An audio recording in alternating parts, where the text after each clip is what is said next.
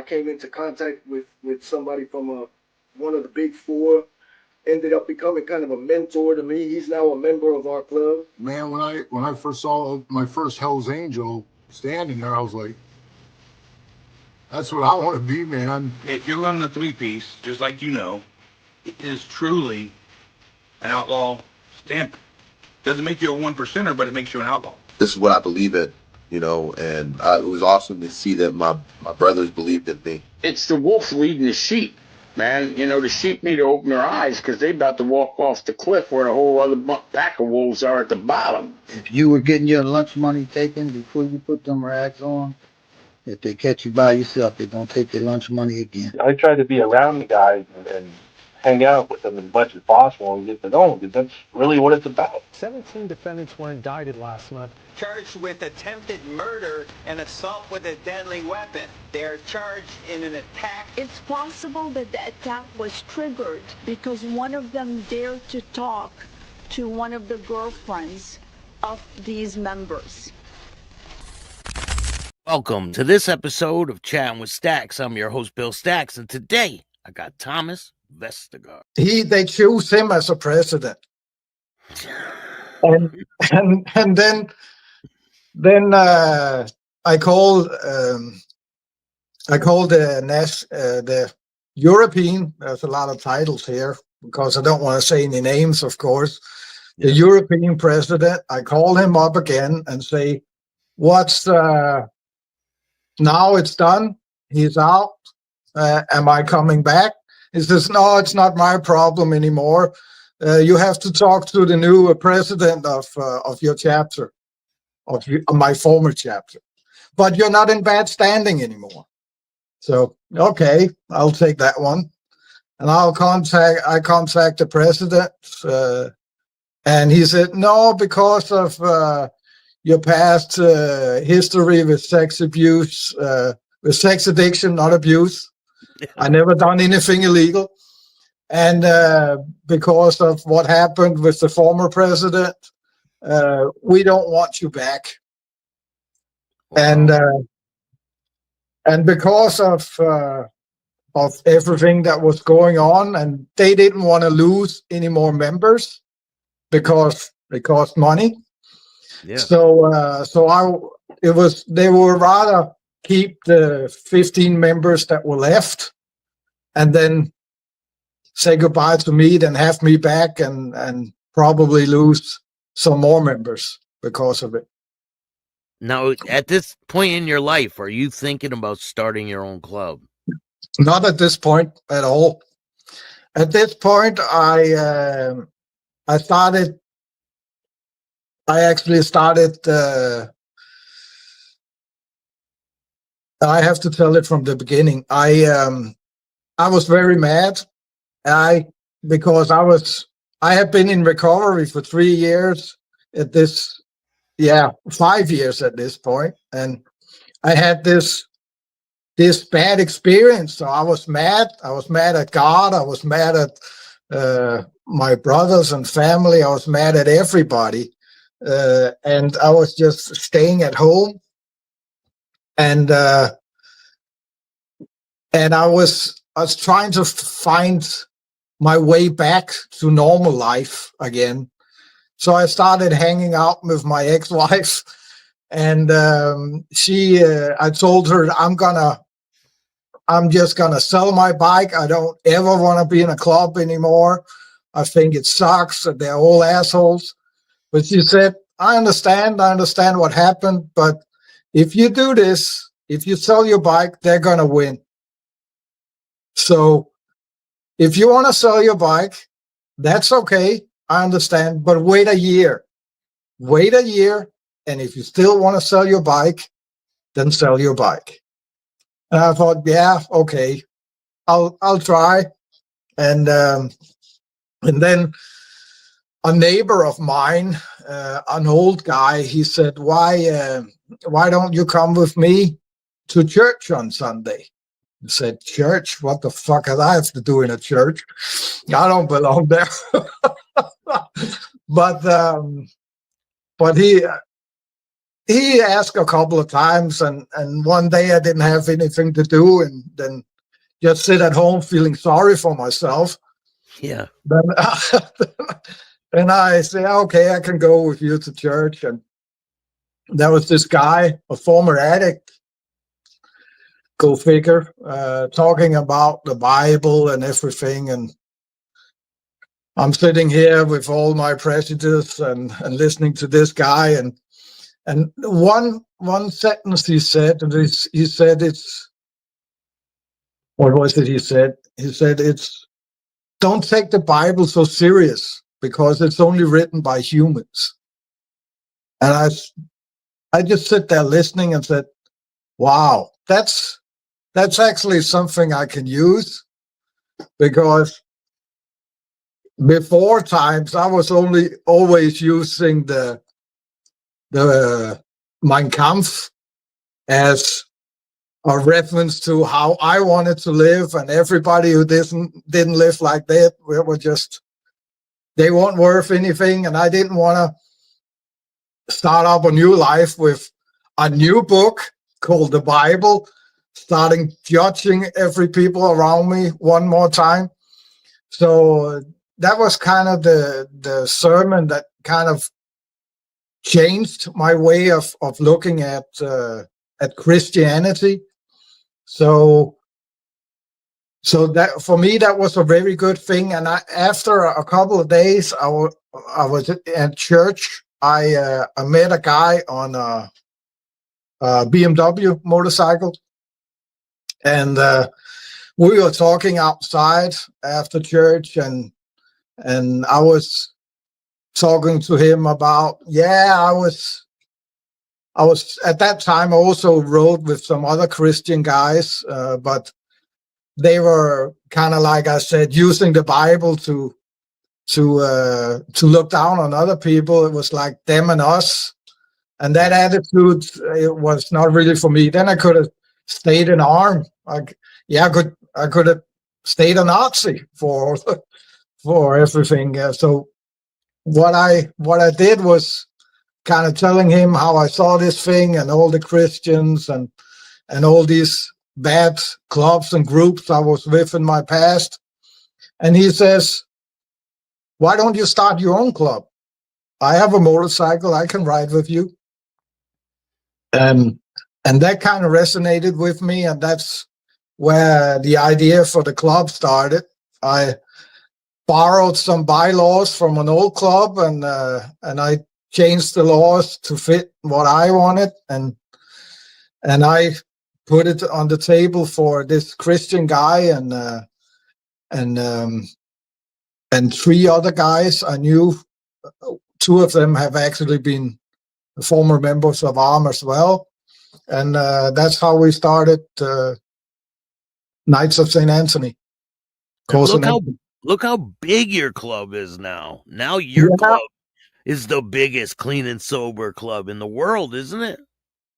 Actually, it is in Europe, but I'm not sure it is in the world yet. But we're close, especially because of what happened with ARM, because the last 15 years, the outlaws have grown a lot in America. You know this. Yeah. And because of ARM's history with the outlaws, in many territories where the Hells Angels has a word, where they're the biggest club, they are closing down ARM chapters because they don't want history to repeat itself. And in Europe, they kind of sealed their fate last year at an AA convention in Sweden, where 13 members of ARM, they threatened 2 members of a Christian clean and sober club. And they did this at an AA convention in the middle of the day, where everybody's eating and looking at them. So, and this guy, he was a former member of ARM, Yeah. He joined the Christian club, and they threatened to take his badge. He was a prospect at the time, and he was with another friend that was also a prospect. They were both prospects, and this national European president at the time, he threatens these two people for all to see. He threatened them with violence. He threatened to take their badge. And he wants this guy, because he left, he wants him to pay $5,000 for reparations because he's no longer an arm. Wow. And that's also an old story, because when he left, there was some problems with money from the state, because the biggest chapter, I think it was in Göteborg, ARM had a big clubhouse, and they got a lot of money from the state. But every time a guy left the club, they will still get money for him. So they were kind of swindling with the membership numbers, and they were getting a lot of money from that. And they were also, because they had this clubhouse, they had a bar, a place where people could come and sit and just get a cup of coffee. So they also got a lot of things for homeless people. They got food, they got clothes, and all kinds of stuff. And they just divided it among themselves. So that's crazy. Nobody got these things, and they thought that this guy from the Christian club, they thought that because it was when he left, that the government started looking and at their swindling with resources, that he was the guy that let them know. That let them know that was what was going on. Wow. But it actually went so bad that they talked about not allowing patches at AA conventions in Sweden. So it was all the way up in the AA. And of course they can't do that, because that goes against everything AA stands for. If a guy have a support club for a 1% club, they can't say that you're not allowed to be at an AA meeting. Or if you have a free drugs T-shirt or everything, you cannot turn away people from an AA meeting. It's not allowed. It's not how they do things. So, but it was talked about. They didn't do it, but it was a suggestion. Yeah. Of course, it didn't stick. But I've been at meetings in Denmark where at some meetings we're not allowed to wear patches because of bad behavior of our members, because of their attitude, because of the way they talk to people. They act like they own the meeting. So I actually had a prospect. He was freaked out about it. He went to a meeting in his local meeting with his new coat on, and two big guys with tattoos all over the place stopped him at the entrance to the AA meeting and said, "What's that patch you have on?" And this is KOSA Nation. I just been a prospect. Said, do you have any relations to ARM? And he said, no, I don't even know what it is. He didn't know what the club is. He'd only been a member for a couple of months. And they said, okay, then you can come in, no problem. Yeah. So it's very bad. And there was also an incident in Roskilde at an I think that was an NA meeting,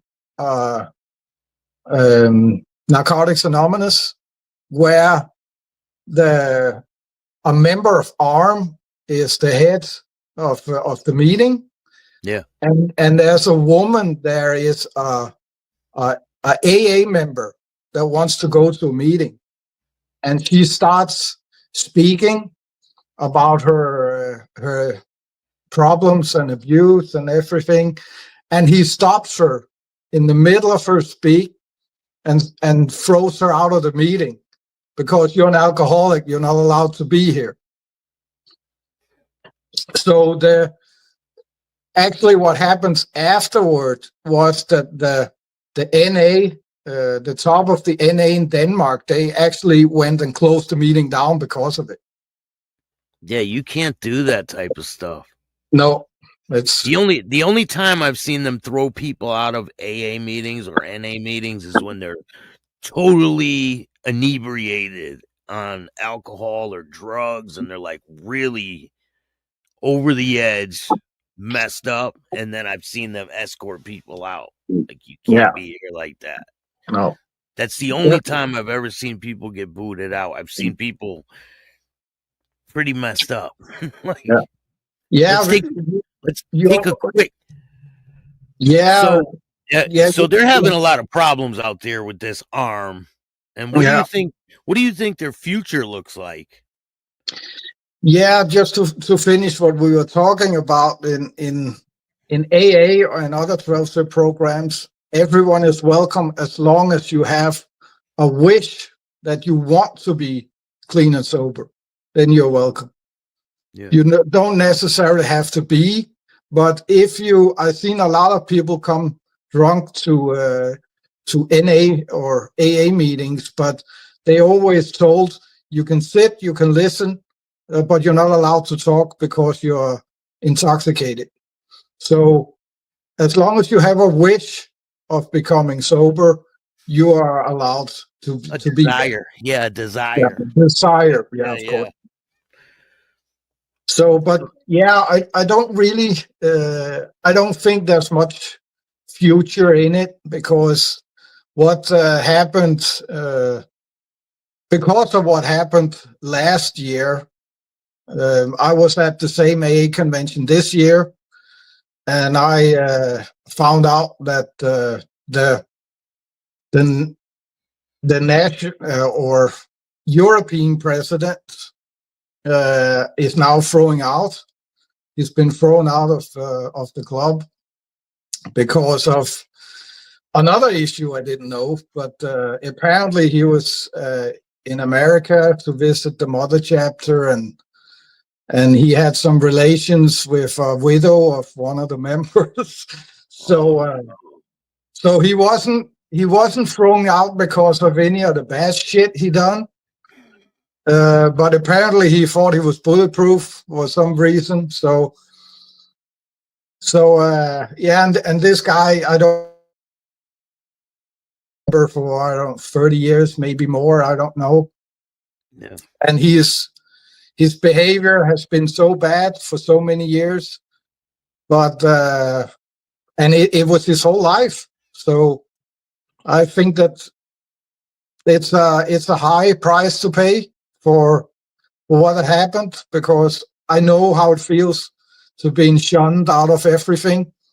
So he's in a real bad place now. And usually when we go to these events, me and my guys in KOSA, in Guldbrande is the name of the event in Sweden, they usually come on Saturday at lunchtime, just 30 guys on motorcycles making a lot of noise. And after dinner, they take one meeting maybe, and then they drive away like we're here, and then we're gone. And I've been at a lot of meetings, a lot of AA conventions like this, where they would just show up, and this is who we are, and we're here, and then they'll just leave before it's all done. Have you guys had any problems with them since the creation of your club? Yeah. We had a lot of problems. When I started the club, we were, Now we are a fellowship, but when we started, we were an MC.